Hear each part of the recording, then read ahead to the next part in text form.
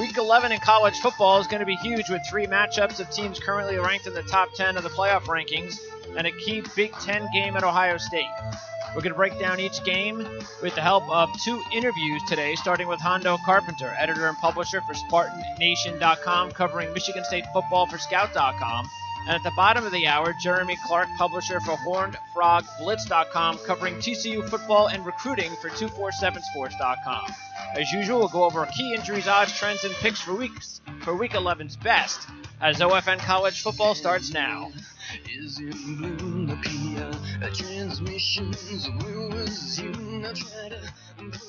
all right, it is the 10th of November, 2017. It's a Friday, and in a little less than 24 hours from now, a big day in college football is going to get underway, and really every game, every week actually from now on, through the bowl season and the playoffs are going to be pretty big.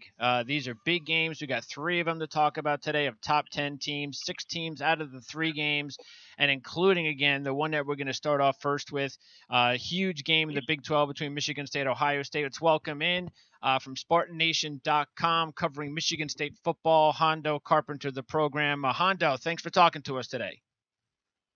Thanks, buddy. I appreciate you having me. All right, you got it. So, not sure I thought we'd be talking at this point in the season about this Michigan State-Ohio State game being this relevant for Michigan State after everything that happened to Michigan State in the offseason.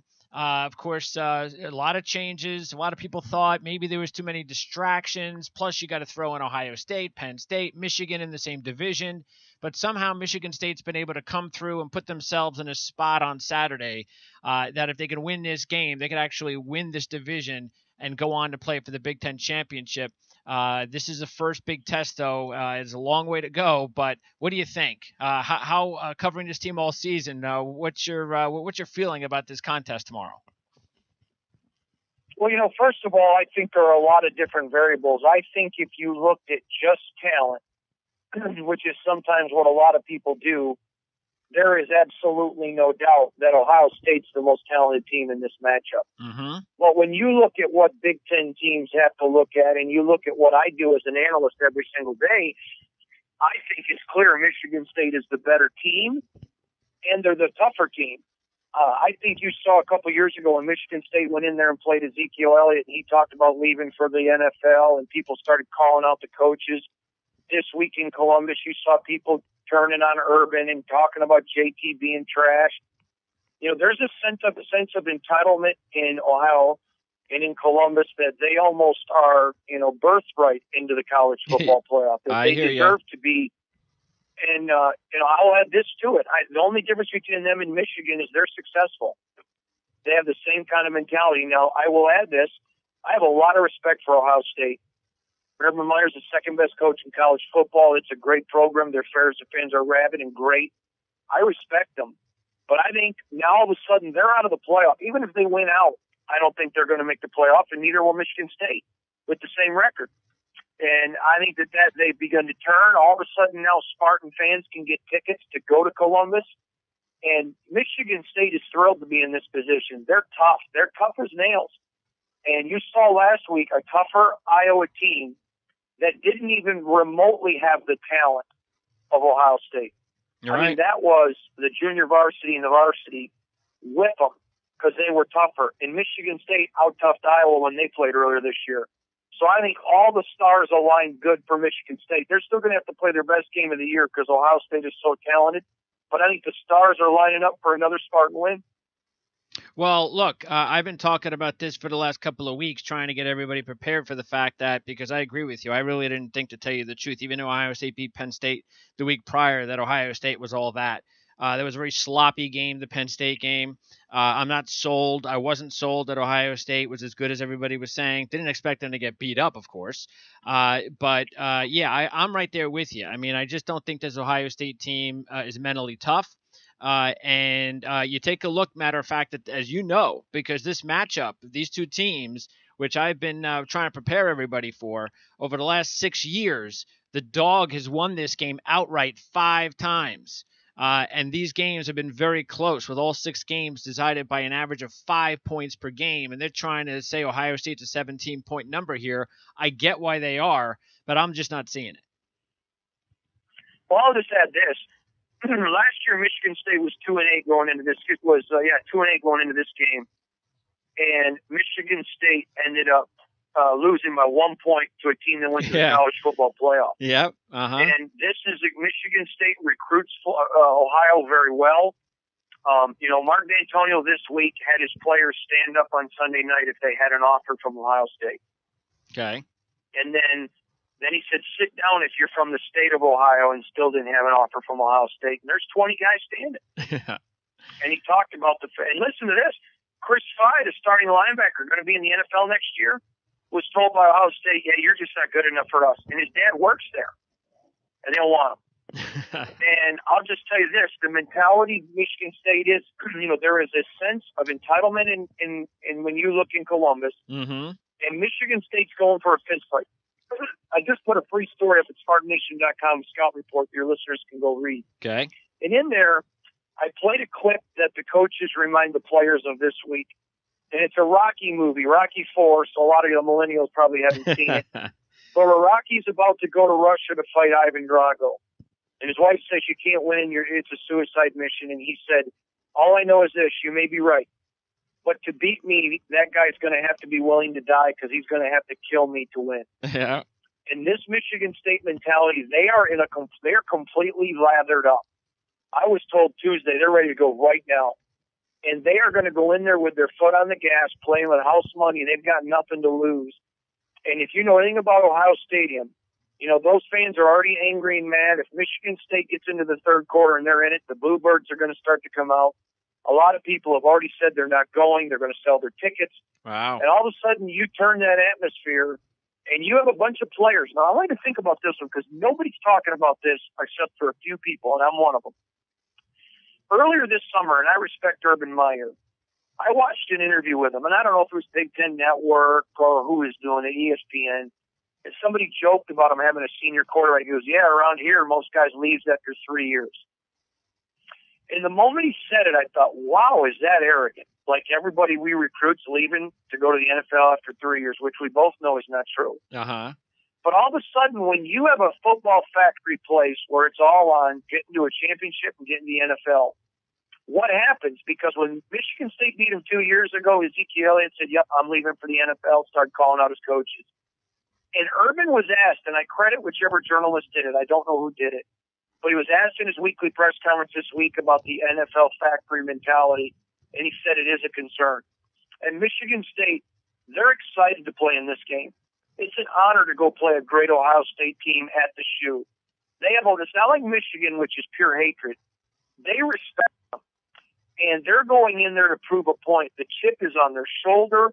I mean, how many times is the ESPN FPI index going to give Michigan State a less than 10% chance, and they still keep winning? Yeah. Isn't it funny? In the last 30 days, Mark D'Antonio's beat more top 25 ranked teams than Jim Harbaugh has in his career. Think about that. Yeah. It may be it may have even been top 10 ranked teams, not just top 25. I apologize if I'm wrong there, but it's one of those two. And I mean, and then what happens? Mark D'Antonio does interviews in the off season, and it's about, gee, how do you compete with Urban? Gee, how do you compete with James Franklin? Gee, how do you compete with Jim Harbaugh? Well, he kicks all their asses. That's how he competes with them. Is this his best job, this coaching job this season? It's not even close. I'll put it in a scenario for you. Drew Neitzel, who was a former Michigan State point guard's junior year, Tom Izzo somehow got that thing to the NCAA tournament. And I even think they won one game that year. Now he's been there, I think, 22 straight times, 20 straight times. That was his best coaching job. And everyone else thinks, what about the Final Fours? That was his best coaching job. If Mark D'Antonio gets to 9 wins with this team, which he's at 7 now, if he gets to 9 wins in the regular season of this team after 3-9 last year, if he doesn't get Coach of the Year, then they shouldn't even give the award away. Yeah. And if he beats Ohio State and gets to the Big Ten championship game, he better get it, or it might as well just never be given again. It's about as integrous as the NCAA investigation committee. Well, tell me about, because the one big difference that I've seen over the last couple of weeks from this team from what we saw earlier this season on offense is definitely Lewerke. So talk about how he's been able to up his game. I mean, they've obviously been very confident, the coaching staff allowing him to pass the ball more. Statistically, he's got 113 pass attempts in the last 2 games, 845 yards combined, 6 touchdowns, just 1 interception. And then he's got the young receivers as well that are contributing, including freshman Cody White. So, and Felton Davis with a big game last week. Tell me what's happened over the last couple of weeks. This is what you love, by the way. This is what I love about college football, is how these kids at any point during the season, especially when they're young, the light can turn on like that, and all of a sudden you're like, wow, where did that come from? And then all of a sudden you've got yourself something special as for the rest of their career. I agree. First of all, Michigan State, this goes back to the 2013 team. And you may remember that team. They won the Rose Bowl. It was the year before there was a playoff, and they beat Stanford. Yes. And most national pundits said had Michigan State played Florida State in a tournament, they would have beaten them and been the national champion. A lot of people thought they were the number 1 team. Yes. And that year, they weren't even ranked until week 10. Going into that season, they had a sophomore quarterback we'd heard of named Connor Cook, and they had a defense they hoped would be okay. And so the Mark D'Antonio mentality is, we're not going to let our offense hurt our defense, and we'll go win games 3-6, 9-10, something like that. And about halfway through the year, Pat Narduzzi, now the coach at Pitt, the great Michigan State defensive coordinator, went into Mark D'Antonio's office and shut the door and said, listen, we got a championship defense. You need to turn this offense loose a little bit. Yeah, Cook's going to throw some interceptions, but we're fine. We'll cover it. We need some points because we can't go in there and just feel like we've got a whole team scoreless to win every game. Mm-hmm. And D'Antonio, to his credit, listened to Narduzzi, took his foot off the gas, and this team took off. Coming into this season, that was their same mentality. All of a sudden, the defense was better than expected. The first half of Michigan, they knew bad weather was coming. Jim Harbaugh evidently doesn't watch the Weather Channel. He's too busy watching Judge Judy. And Michigan State came out and went on the attack, which they'd not done all year. They got their points and held on to the bad weather and won. Michigan held on to the good weather and then tried to attack in the bad. It didn't make any sense. It was Mark D'Antonio absolutely embarrassed the khaki boy wonder with coaching. He so out-coached him. And I respect him, and I think he's a good coach. But Mark D'Antonio made him look stupid. Then they came into Northwestern, and D'Antonio really embraced that this was a lot like the 13 team. And they went on the attack. And they threw a bunch of balls, and Brian Lewerke had not been let loose like that. And so his confidence wasn't there.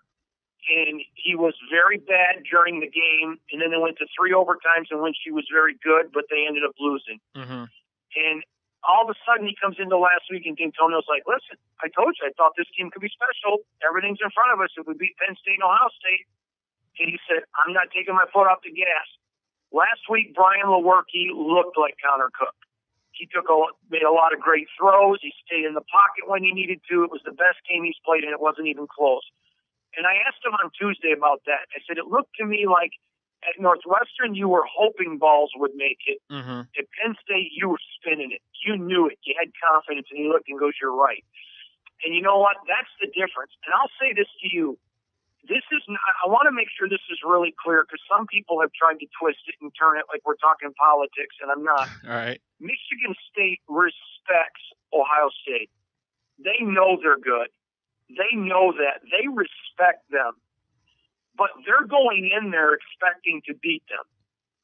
They want this fight. Now, it's not like they're going in thinking these guys are crap, they're overrated. They don't. They respect them. But they just think they're underrated, not Ohio State is bad. I had someone text me earlier after I put up my scouting report. I'm going to read this text. I'm going to tell you who it is, but it's part of the program. Okay. And I thought this was really good. He said, great article. Just wanted you to know this. Nobody doubts how good Ohio State is. The problem is other people doubt how good we are. And I thought that said a lot. Well, you're getting me pumped up because I was already taking Michigan State. Now I feel even that much better about the game. Let me say this to you if you don't mind. No, go right ahead. I don't want to go over on time. I apologize. No, you're fine. But Ohio State is I have a friend who he likes old cars, and one time he lined up against a brand new sports car Lamborghini, and he whooped it in a quarter-mile race. And I said, he goes, that other car looked really good. It got the girls, but mine had the engine.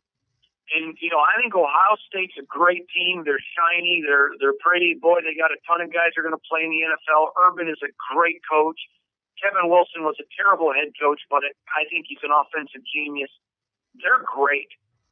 But you know what? Michigan State may not be the girl at the ball that everybody wants to dance with, but Michigan State is exactly what they are. They're gritty. They're going in there. They want a fist fight. Let me tell you a funny story. Last week, Michigan State had an almost 4-hour delay against Penn State. Yeah.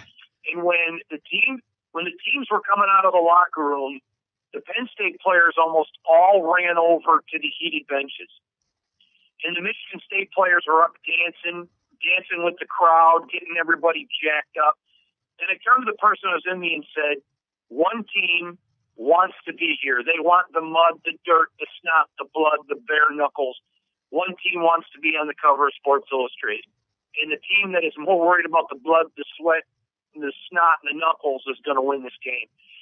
I do not think, and I think it's been proven, when Iowa punched Ohio State in the face, they stood there like, oh my God, you mean you can hit back? Yeah. And when Oklahoma did it, well, wait a minute. You're allowed to punch back? I thought we're the bully. And I don't mean that as a disrespect comment. They're that good. They deserve all the praise. I picked them to win the national title. But I just think it's another example of a culture of entitlement. And you all of a sudden get a team, and Mark D'Antonio tells his team all the time, he has for 11 years, you're not entitled to anything. You have to go get and take everything you want. And this team is lathered up. He's told them, make the improbable probable. No one said you had a chance. No one thought you belonged. How many more times is ESP and FPI going to have you under 10%?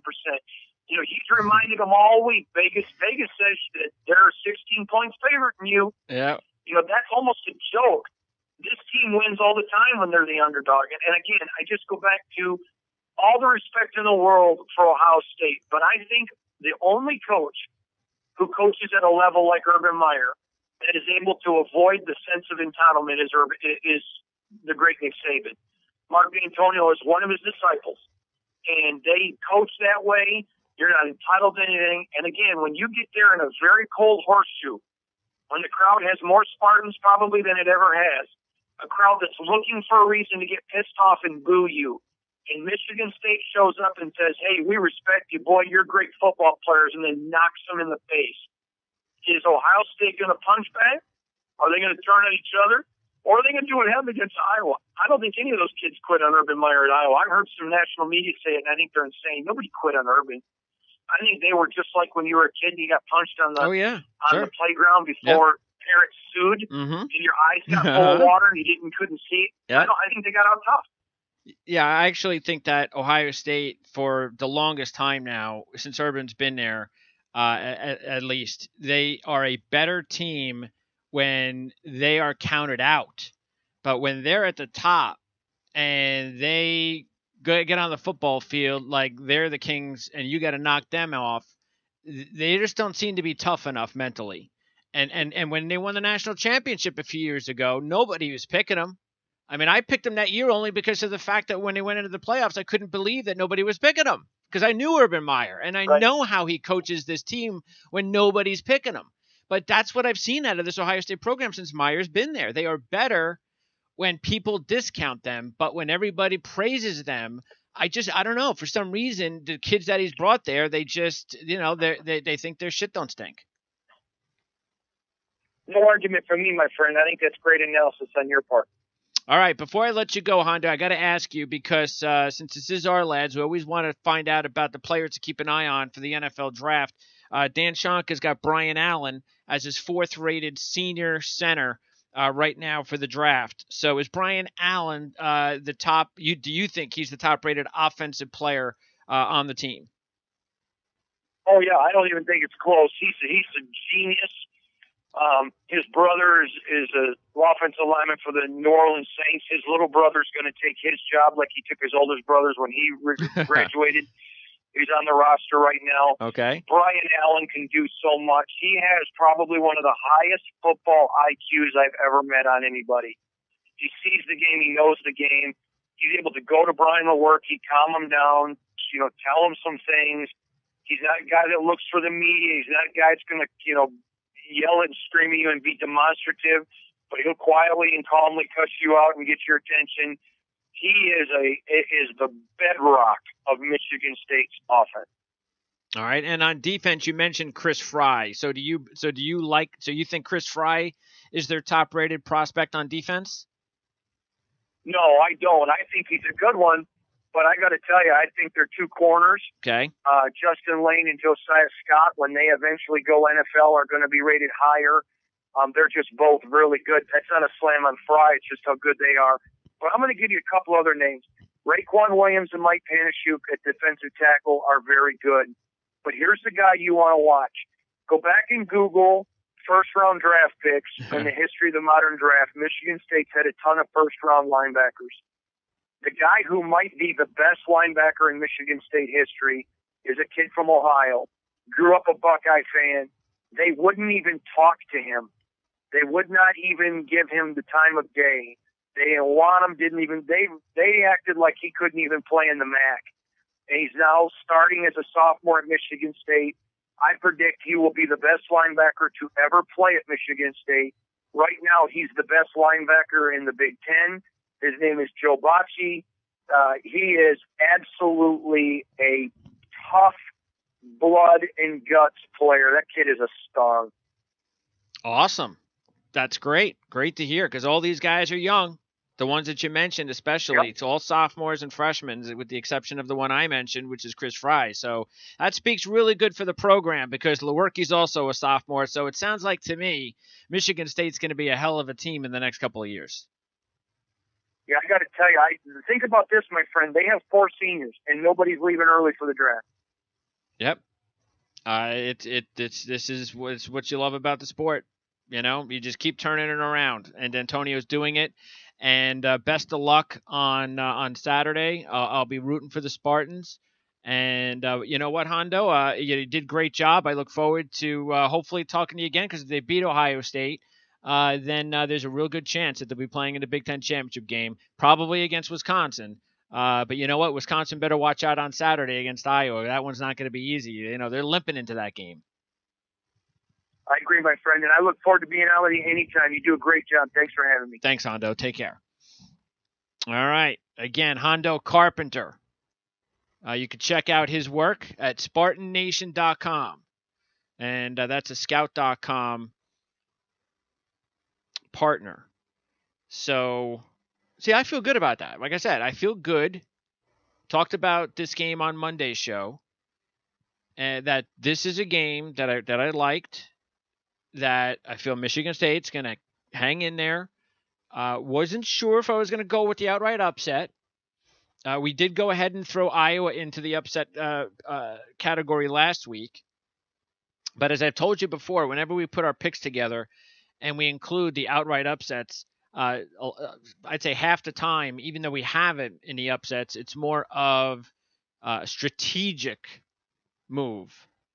Because all we're looking to do is, especially on those big upsets, all we're looking to do is hit a couple. We hit a couple, every few weeks, and especially the ones that are that big, it's going to help us out statistically. But outright, do I think Michigan State will win this football game? You know what? Again, Hondo's really pumping me up to think, yeah, why not? I mean, as you've heard me for the last few weeks, tried to warn everybody about what you were hearing on ESPN, that Ohio State is just not that good. And I think it wasn't, again, Hondo's right, it has nothing to do with their talent. Nobody was sitting here and telling you that Ohio State's not a good team, not a good program, Saban's not a good coach. But there's just something about this program over the last several years, even when, if you were listening to us several years ago, when we picked Ohio State to win the national championship going into the playoffs, even then, it's like they need to have their backs against the wall. I don't know why. And these are all different kids. Yet, for whatever reason, I don't know what it is. But it hasn't worked out for Ohio State. Under most circumstances, under most, not all, but under most, it hasn't worked with Urban Meyer at Ohio State when they are the favorite, when they're expected to be great.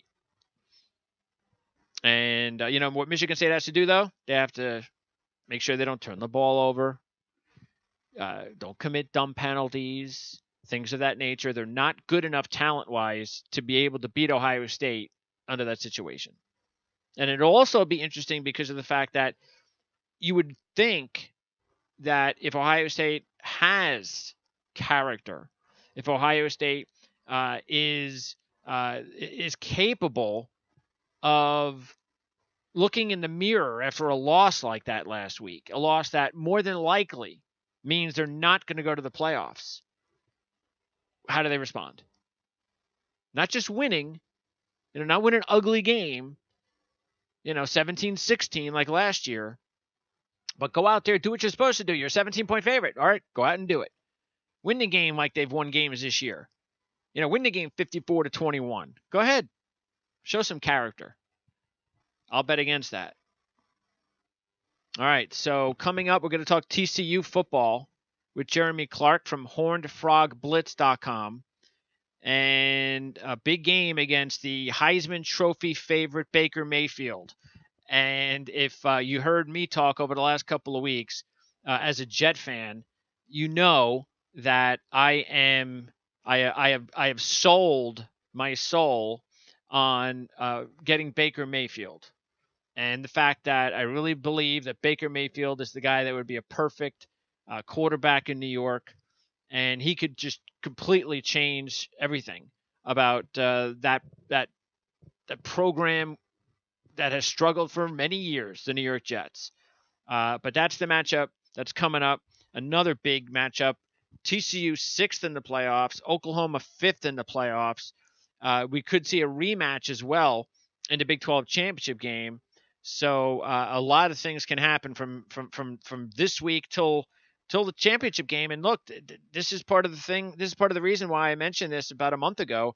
I just don't have a good feeling about a Big 12 team getting into the playoffs. But things have kind of opened up a little because of Ohio State not being in there and Penn State not being in there. The fact that unless Wisconsin runs the table, which, by the way, I don't think is going to happen. I just think Wisconsin is too banged up right now. If you take a look at the injuries they're dealing with, their leading receiver, Cephas, is now out for the year. Jazz Peavy, who Dan Shanka rates as their best prospect at wide receiver, has been injured all season. He hasn't been healthy. They've got some key guys on defense banged up. Chris Orr, Dakota Dixon. I just think it's too much. I just do. And I think just like we see with just about every team that goes undefeated in these power conferences, sooner or later, and it's not always that game that you expect it, like last week with Ohio State. It's not always that game, even though Ohio State had already lost. It's not always that game. Sometimes it's the game that you're the double-digit favorite in. And one of these next 2 weeks, I believe Wisconsin's going to lose. And I might even say one of the next 3 weeks, because I'm not even going to say that if they play their next 2 games, win them at home against quality teams in Iowa and Michigan, that they won't have a letdown at Minnesota and PJ Fleck to end the season with all the pressure on them being, who knows, maybe at that point knowing that they're just a couple of games away from a playoff berth. I just don't see it.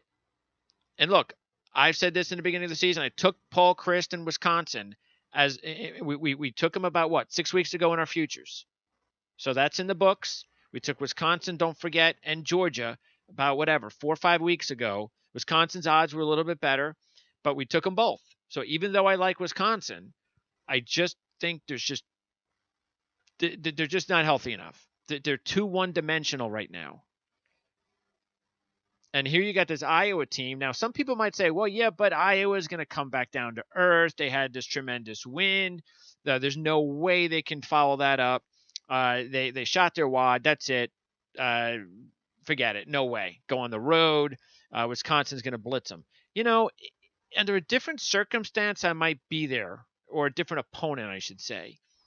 But I just don't think Wisconsin, as we've seen really from the program over the years, they're not that type of team like, say, Ohio State. They're not the type of team that just blows you out.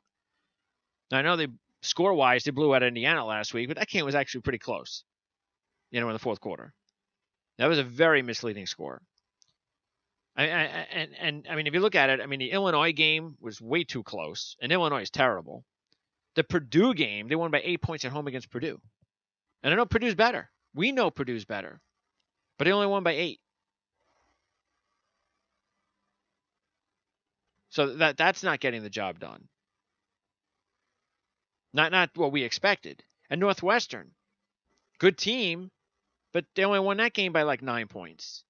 And if you look at Wisconsin, if you go up and down the schedule this season for the Badgers, they haven't played anybody.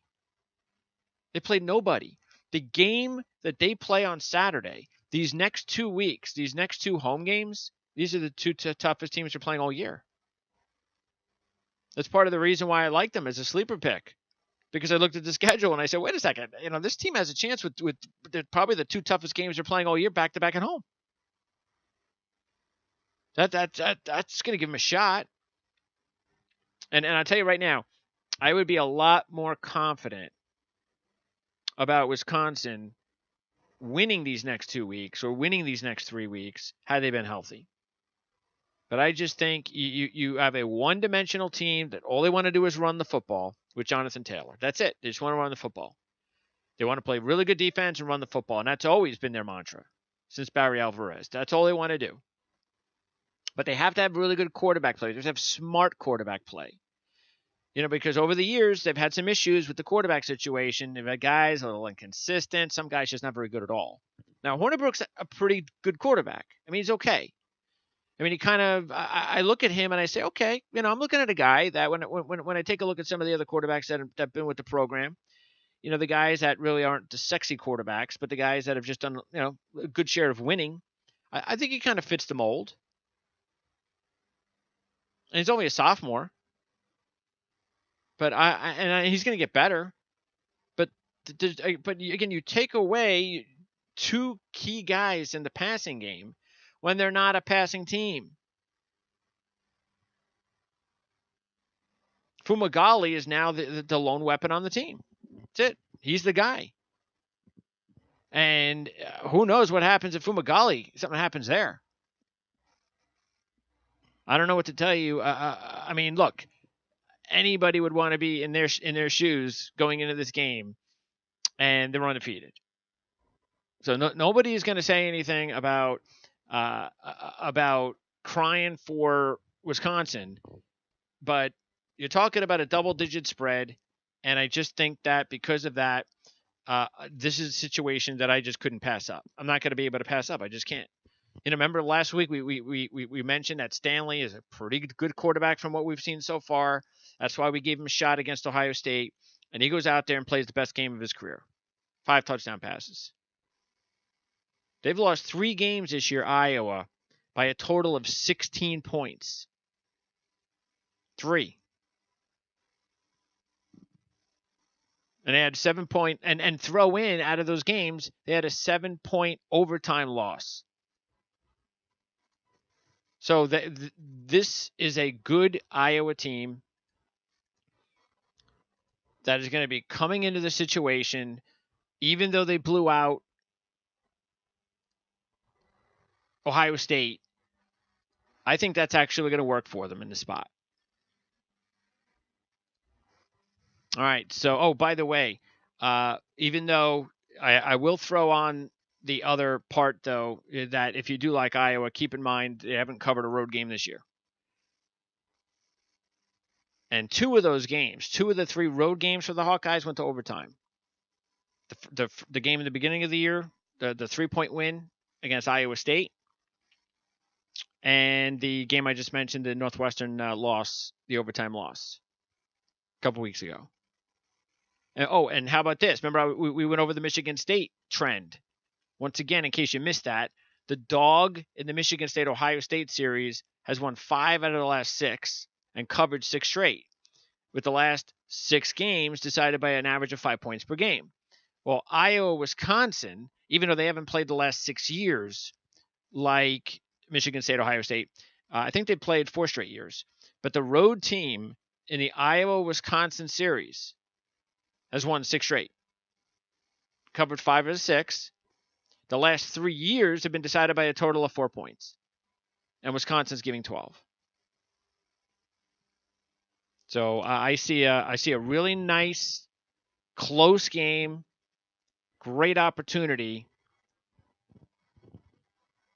for the Hawkeyes to win back-to-back huge games. And could they do it? Sure, why not? Look at Michigan State.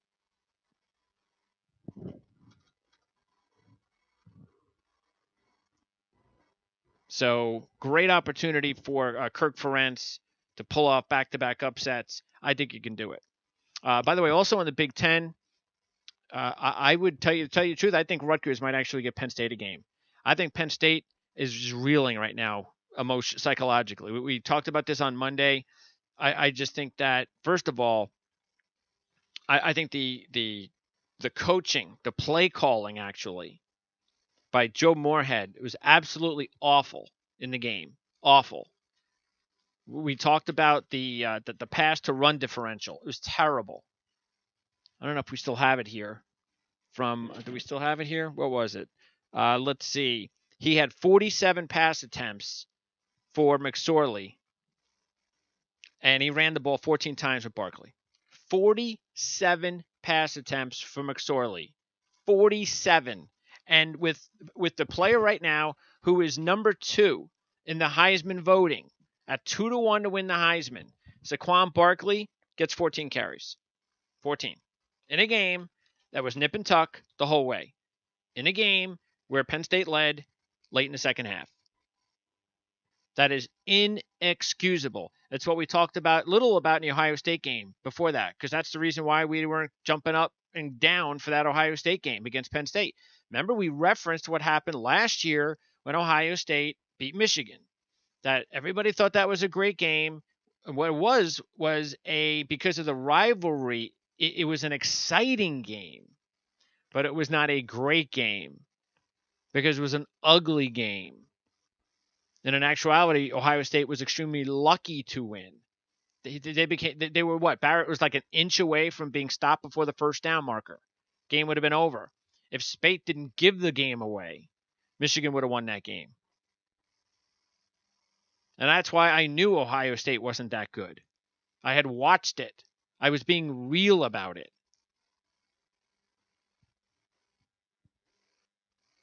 And then it happened again. So if you look at it at Penn State side, same thing. Ugly game. They just happen to lose it. And then they play Michigan State. Good team. Not Ohio State, but good team. But terrible coaching. Terrible. I mean, you tell me. You go up against Penn State, what would you rather see? McSorley throw the ball 47 times with Barkley carrying the ball 14? Or the exact opposite? Well, I'd much rather see McSorley beat me. So I think that Penn State, knowing that they're not going to go to the national championship this year, they're not going to go to the playoffs this year, and you know what? Right now, they're not even going to go to the Rose Bowl either. You don't lose back-to-back Big Ten games in your own division and end up in the Rose Bowl. So because of that, I wouldn't be shocked as a big favorite coming back home, back-to-back on the road. You left home a few weeks ago feeling great about yourself. Oh, this is going to be awesome. We're on our way. We're going to bring back 2-game winning streak to Happy Valley and we're going to be the conquering heroes when we return. And they lose both games. I think that's going to cost them a little bit. And I think that on the flip side, even though Rutgers is nowhere near where they need to be talent-wise under Ash, they're getting there.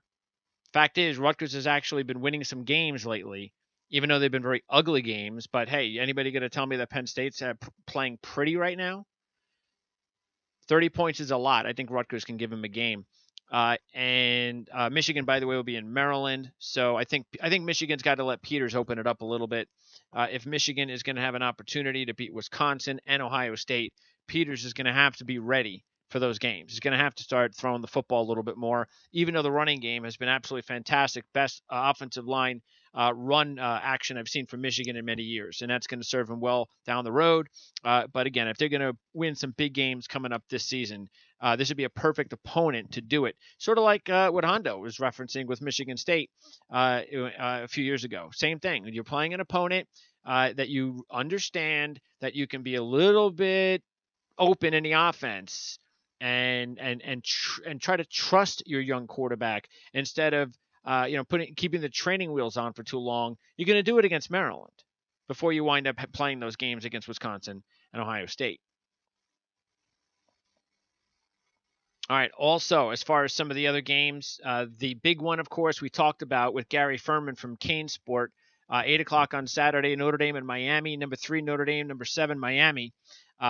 First time this year that Miami's a dog. First time this year.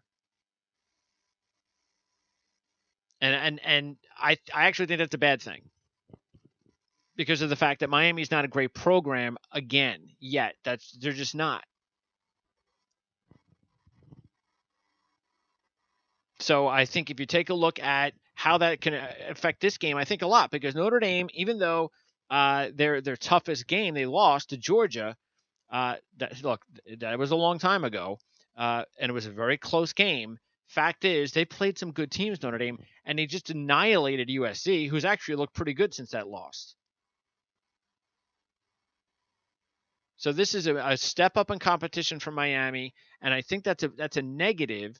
But as I said with Gary on I think it was Monday, Tuesday we talked, I think, and I completely agreed with him, which is the fact that you can pick this game. You can obviously enjoy watching the game, but by no means would I recommend wagering on the game.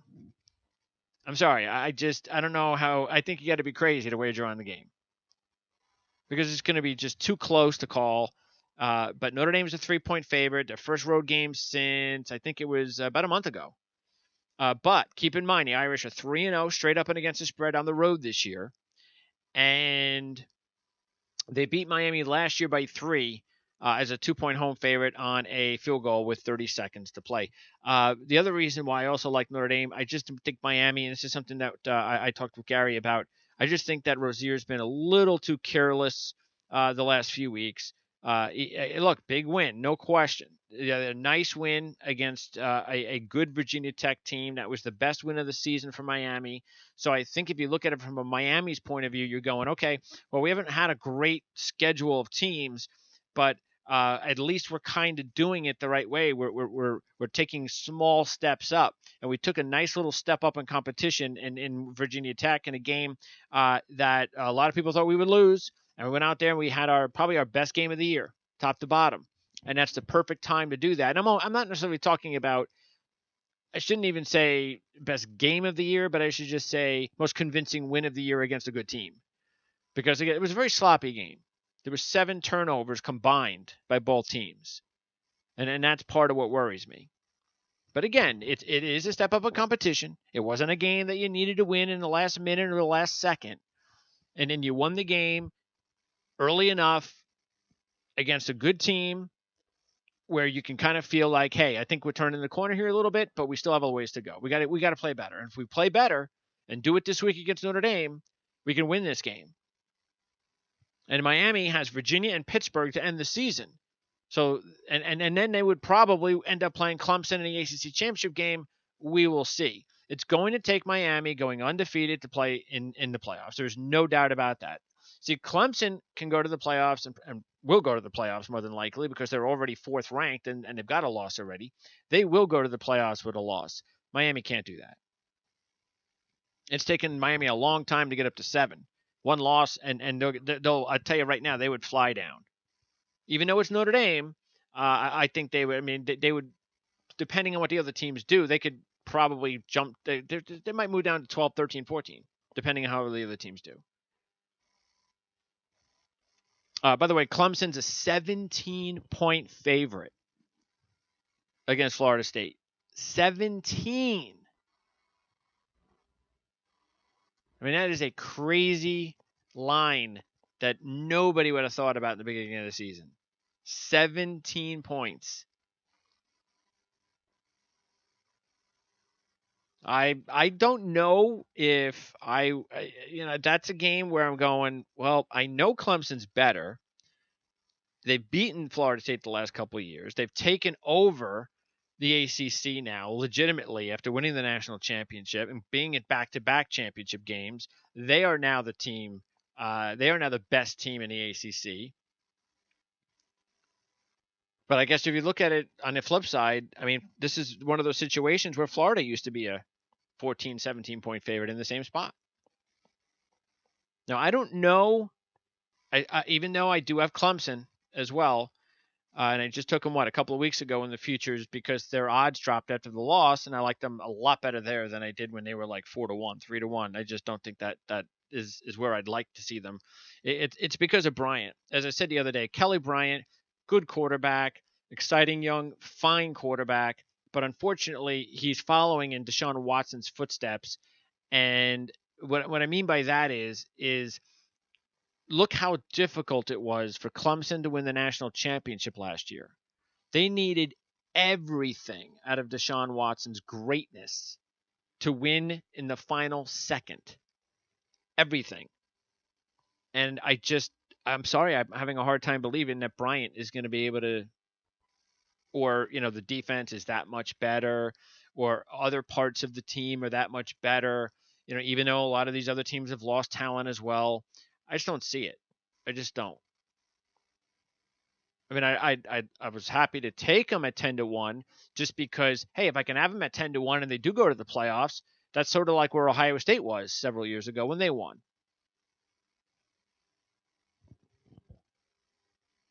All right. By the way, I really am looking forward to 2 other games in the ACC this week. And that's not the Virginia Tech Georgia Tech game, which ain't a bad game. But Wake Forest, Syracuse. Syracuse, I think they're about a 1-point favorite. And Boston College, North Carolina State. Because these teams, even though they've kind of, flew under the radar a little bit, these teams have been pretty nice stories. They've had nice seasons. I mean, Wake Forest gave Notre Dame a great game. They have had a nice season. We've talked a lot about Clausen and the job he's done this year. And also Syracuse. I mean, they're the team that beat Clemson. And they had a great game. I mean, they were hanging with Miami the very next week on the road. They were lost by 3 last week against Florida State on the road because they missed a field goal at the end. Dino Babers, boy, if you're Syracuse, you lock him up. I'd give that guy a 10-year contract right now. I wouldn't want him to leave Syracuse. And as far as BC and North Carolina State, this is a tough one. Wolfpack favored by 3 on the road.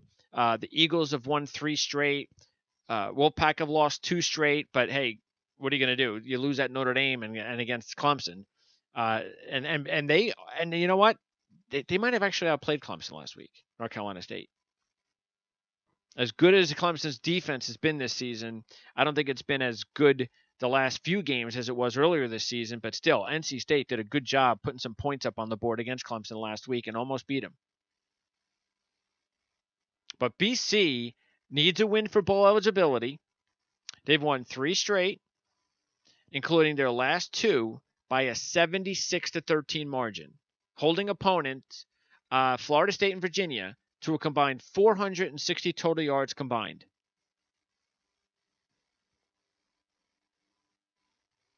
So that is a tough one.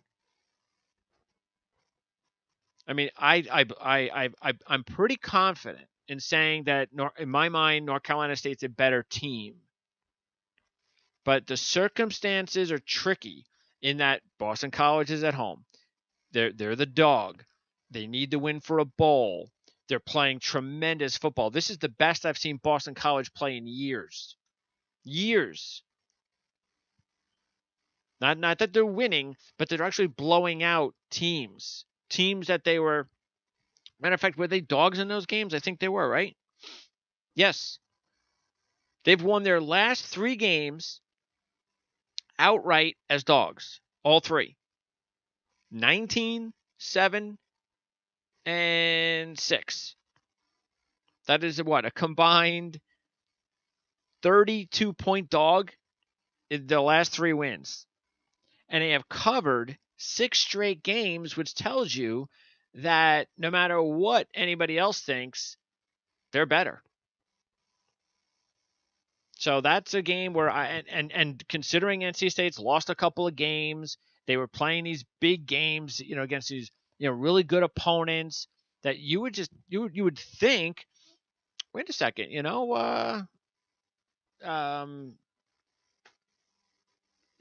Boston College, we're already bowl eligible. It's going to be tough, you would think, for them to get up for the game. I'm sorry. I just think it might be. Not going to be an easy situation for Dave Doran to get these guys up for the game. So I was going to take the game, and I'm not saying I'm not, but if I was, I would probably go with Boston College. And then in the SEC games, the 2 big ones, of course, Georgia ranked 1st, Auburn 10th.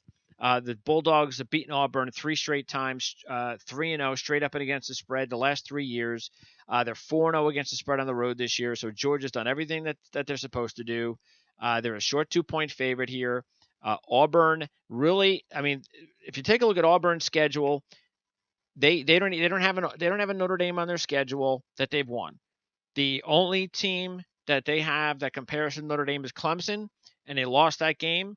And Stidham was awful. And then they go to LSU and give that game away.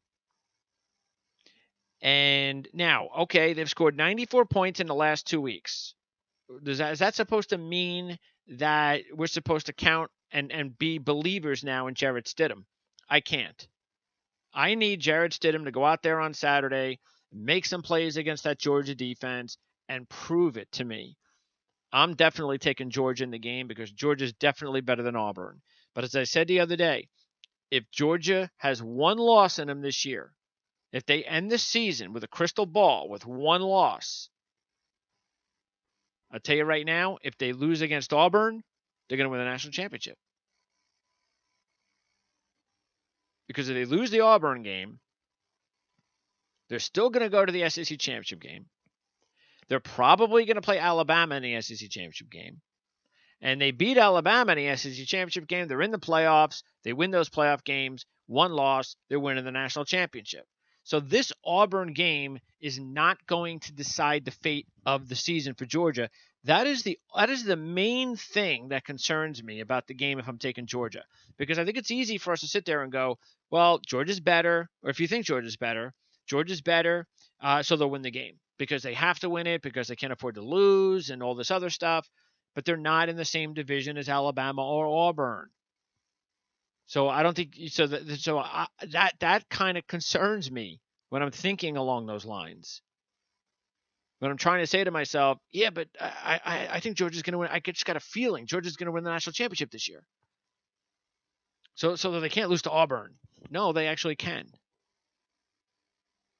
They just can't if they lose to Auburn, though, that's it. They're going to have to make sure no more losses, and they'll be national champions.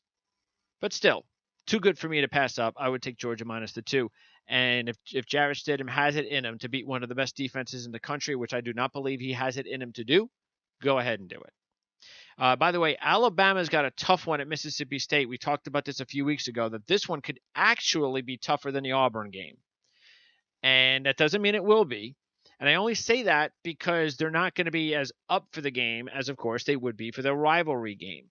And that Mississippi State could cause some issues for them, especially with Dion Hamilton out. By the way, Hamilton, the inside linebacker senior prospect, is Dan Shonka's top senior inside linebacker for this year's draft. So we'll find out about how this would hurt his chances with the injury. But the timing is bad because he's out, and Alabama's got to go up against Nick Fitzgerald, and Fitzgerald is the offense for Mississippi State, and he's got to run the ball. But you see, he's better than some other guys that are only one-dimensional runners. Fitzgerald can also throw the ball a little bit. That's what makes him dangerous. But this rivalry has been completely one-sided. Completely. I mean, Alabama, sure. I mean, when they play teams, they usually blow them out, and I completely get that.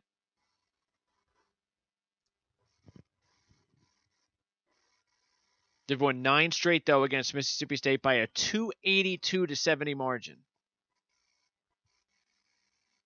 Including last year, they won 51-3.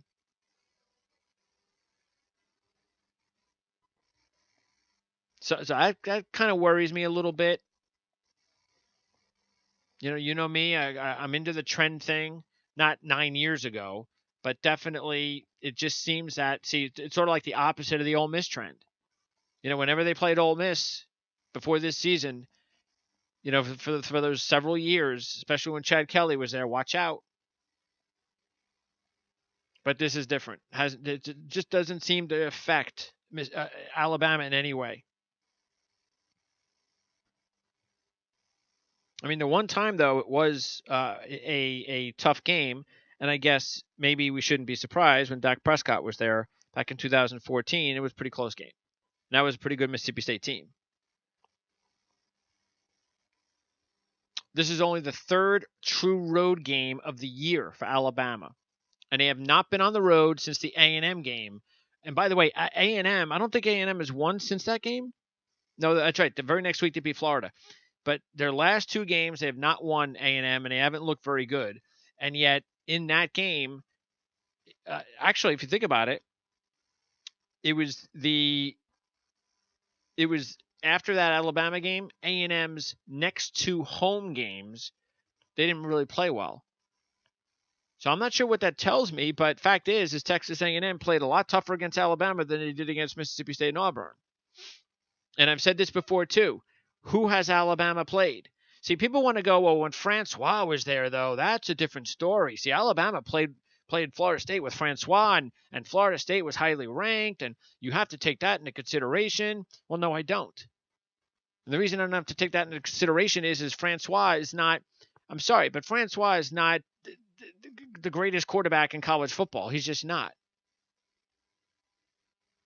He is not that big of a difference to Florida State. Compared to where they are right now, sure, would they have won a couple more games? Absolutely, with Francois. But this was never a very good Florida State team. Defensively, pretty good. But offensively, no. There's no star running backs. There's no star receivers. So that when you and their offensive line's bad. So that when you go ahead and take the quarterback out, you have a pretty bad recipe. But with Francois in, I mean, come on. Why do you think even when Francois was playing the game, they only scored 7 points?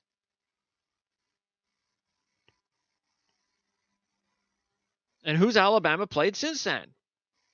Nobody. Vandy, Mississippi, A&M, Arkansas, Tennessee. These are all bad SEC teams. And LSU, sure, they came in playing well. Okay, we could talk about that. But guess what happened in the game? Alabama got outbeat in yardage. They only had 295 yards of total offense against LSU, Alabama. Hurts was 11 for 24 in the game. So when they finally stepped up in competition a little bit, they lost. I mean, not they lost, but they played ugly. So that's why we don't even know how good Alabama is. We have no idea. And that's why they should be ranked behind Georgia. That's why some of these people that have talked about how ridiculous it is, or the playoff committee is just trying to make a name for themselves. They're trying to outsmart everybody by ranking Georgia ahead of Alabama. Oh, haven't you been watching the games? Well, yes, I have been watching the games. Haven't you? What are you watching games from 5 years ago? Haven't I been watching the games? They haven't played anybody. And by the way, with the exception of a couple of games in there, throw in that Texas A&M game. I mean, you look at these games when you play them when you watch them play every week, and there's no wow to them. They basically just show up because their talent versus the other team is so superior. but it isn't necessarily because of the fact that they have, if you take a look at the previous Alabama great teams, the ones that have been really good, the A.J. McCarron's on the team, the Derrick Henry's on the team, the Amari Cooper's on the team. They don't have any of those guys. Ridley's a nice player. I get that. Scarborough's a nice player. Harris is a nice player. Hurts is a decent player. But that's all they are. They're no superstars. There's no high draft picks on offense. They don't scare you on offense like they have. And even last year, I tell you what, last year they were a little bit better overall. Okay. And I looked at that team last year and I say, you know what? I thought they did a good job with a freshman quarterback. I thought they did a really good job. And O.J. Howard was a big loss. No question about that. But I don't know. I don't know if it's because Kiffin's gone. I don't think it hurt him that much in the championship game. I mean, he put up 31 points. So I don't think that should be an issue. I don't know. It's just that the offense, and maybe it's we're kind of bored. Soon as we step up a competition, we got Mississippi State this week. Okay, we'll take care of them. We'll win by 17 or whatever, and or even if we have to struggle, we'll win this game. Then we play Auburn and we'll turn on the Jets. All right, maybe that's going to happen. It could happen. It is Alabama. I'm not sold. I'm sorry. And I'm not completely saying they're going to lose this game. And I'm also not saying that I won't take Mississippi State in the money line just because I think there's a shot for the Bulldogs to win, because I do. But I'm not buying into them right now. Let's just say that. I'm just not. And I think this game should tell us something. Not going to tell us everything, but it should tell us something. I would be very impressed on Alabama if they were to win this game easy. That would make me feel good about if I'm an Alabama fan, that okay, I think we're doing okay. All right. Also, nothing really big going on in the SEC. Pac-12 tonight. Washington at Stanford. Washington favored by 6. This one's tough because the line is small enough where you kind of feel, hey, Stanford, they didn't look good last week. Under 200 yards total offense. They lose to Washington State. Costello didn't look all that good, but Costello is now the starter as well. He should be. He's a top recruit. And the fact that now he's going to be the number one guy, I think that's a good thing. They're at home. They got Bryce Love. I'm thinking Stanford is not a bad play tonight, really. I'm thinking, you know what? Stanford winning this game, I might go for it. Taking them on the money line, maybe not a bad idea. 6-point dog. They got blown out last year. A little revenge situation, lost 44-6. Last time Washington went on the road, a few weeks ago, they lost to Arizona State 13-7. Washington just does not have an offense. They don't have the playmaking ability that they had last year. They've got I understand they've had a couple of losses, and Ross is a big one. But they've also had the injury situation at wide receiver with McClatcher out.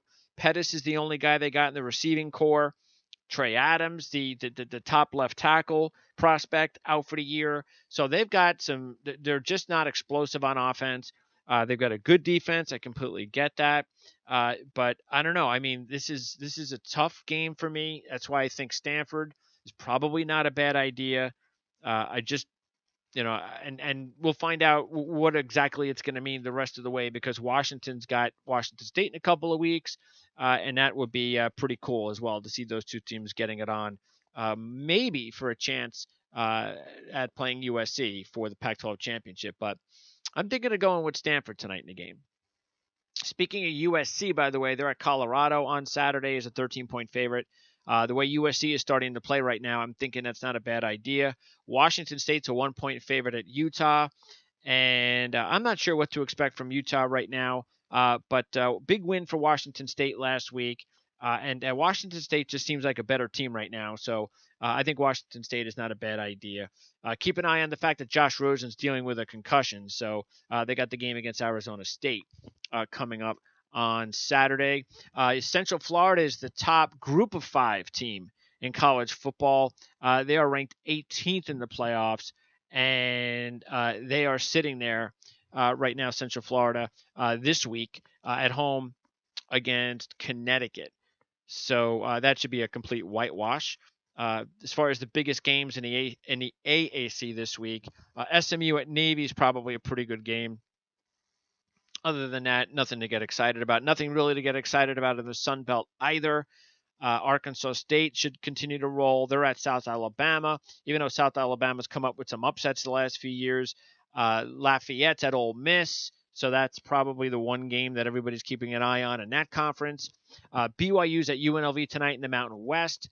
And UNLV, by the way, I mentioned this a few years ago. Was it a few years ago? Yeah, when Tony Sanchez became the coach, that I thought that was a really smart hire by UNLV. I think he's a perfect guy to rebuild that program up, or build it up actually. And they kind of struggled out of the gate, losing to Howard in a huge monumental upset to start the season. But they played a lot better as the season has gone on. They had a tough loss to Air Force on the road. They were winning that game. Air Force came from behind to win. But they've won back-to-back games. They upset the top team in the division, Fresno State, a couple of weeks ago. Followed that up with a win over Hawaii. BYU's an absolute mess. So UNLV is in a spot right now with 4 wins. If they can get 2 wins in the next 3, they're bowl eligible. That would be only the second time that they would be bowl eligible since 2000. But they'd have to really make sure that they win this game tonight. I like UNLV. I think they're a short, 3-4 point favorite or something like that. So I like them. They win the game tonight, then they got to win one of the next 2 games on the road, either at New Mexico or at Nevada. Wyoming at Air Force is a big game. Both of those teams are still in contention for the Mountain West Championship. Wyoming's playing a lot better lately with Josh Allen. Air Force was playing well until they got beat up by the rivals Army last week. Boise State's got the big game at Colorado State on Saturday night, late on Saturday night. And, of course, we talked to BJ Rains from Boise yesterday about this game. That's available on demand. Boise's about a 5-point favorite, I think, in this game. Colorado State's really played poorly over the last few weeks after a great start to the season. And it's just not looking good the way things have gone on for them, especially if you take a look at how Boise's been in this, either a 5-game win streak since their bye early on in the season. So I think Boise's the clear pick there. And in the Conference USA, FAU looking really good. We talked a lot about them the last few weeks. They're a 4-point road favorite against Louisiana Tech. Of course, Lane Kiffin there. We really like FAU in that game. Just not a really good Louisiana Tech team this year. Louisiana Tech, Western Kentucky, the 2 big boys out of that conference the last few years, having a down year. And then, of course, you've got the UAB story is just incredible. By the way, they're a 7-point road dog against Texas San Antonio. I mean, come on, what are we doing here? Why are we still not giving them any credit? I'm not saying they should be favored in this game, but come on. I mean, UAB just keeps defying all sorts of crazy logic. And they seem to be a lot better team that you want to take anyway when they're a dog, even though they blew out Rice last week as a favorite. But yeah, I mean, come on. I mean, the last time they went on the road as a dog, an 11-point dog at Southern Miss, which isn't a bad team in the conference, they won 30-12. So I don't know. Go ahead. I mean, this has not been as good as the year as everybody thought from Texas San Antonio. A lot of people thought Texas San Antonio could win the conference this year. Well, they haven't played particularly well. I mean, if you take a look at the good teams that they've played, Southern Miss, North Texas, FIU, they lost all 3 games. The bad teams, Rice and UTEP, they win. So, yeah, I'll take UAB in that game, outright to win. By the way, FIU is also playing really well. They're a 10-point home favorite against ODU. I don't think that's a bad idea either. And one more to go, and that's the Big 12. And we were waiting to see if we were going to be able to hook up with our, Jeremy Clark. We're supposed to get him on. Apparently, we haven't been able to get him on. So let me see. We haven't been able to get him on. So hopefully we'll be able to get him on again some other time. But that TCU Oklahoma game, of course, is huge. And TCU is ranked 6th overall in the playoff picture. Oklahoma 5. Oklahoma is a 6-point favorite in this one. Oklahoma's 4-1 last 5 years against TCU since they became Big 12 opponents, with all 5 games decided by a total of 20 points. That's 4 points per game. I said just a few minutes ago, And if you've been listening for the last few weeks, you know what I think about Baker Mayfield. So that's in the books there.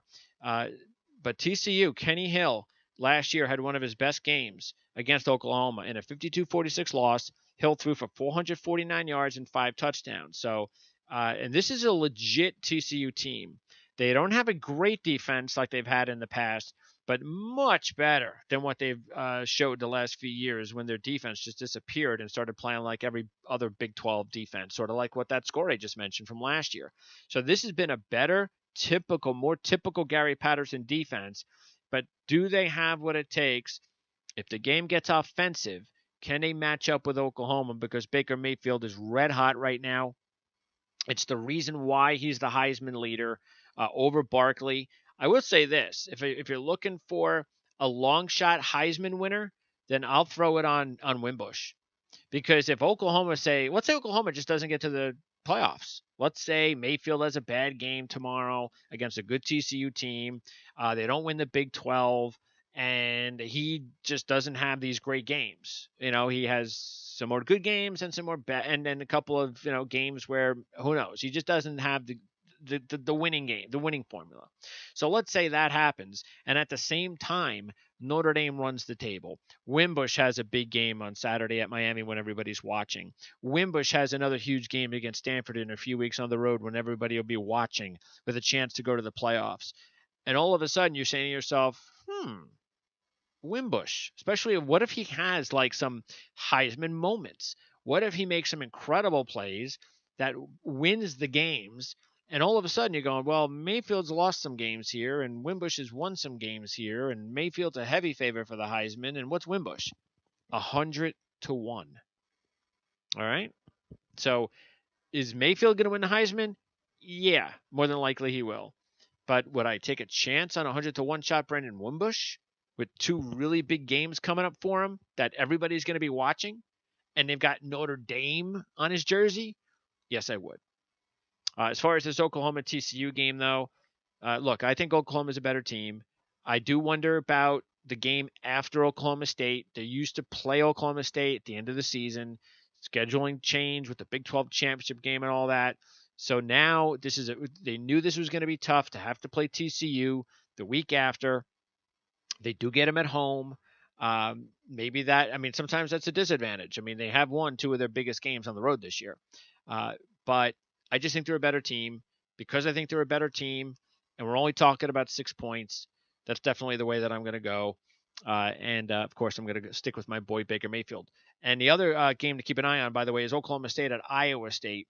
That game is at 12 o'clock, so that's an early game.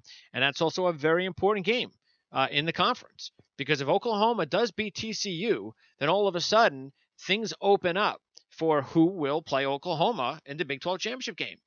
And now all of a sudden, Oklahoma State, the winner of the Oklahoma State-Iowa State game, is going to be in pretty decent shape. They're going to still be waving their hands going, I got a shot. Maybe me. So that's a big one. We'll see how Oklahoma State rebounds from the loss, their second loss of the year. So their hopes as well as far as a playoff and all of that. How do they react? Do they lose their confidence after the Oklahoma loss? Psychologically, they're going to have to come down. That's an edge to Iowa State. Don't forget, the last time Iowa State was at home, they had the big win over TCU, and you knew they were going to come down last week at Morgantown, and they did. But what did they do? They battled back from a deficit and really fought hard at the end to make that game close until they lost. That shows you that they are very well coached. They're a confident team. They just had one of those weeks where how many weeks can an upstart just keep winning? It's not going to happen. So now that they've got that loss out of their system, they go back home, the friendly confines, and an opportunity for them to go back and get another big win. So you know what?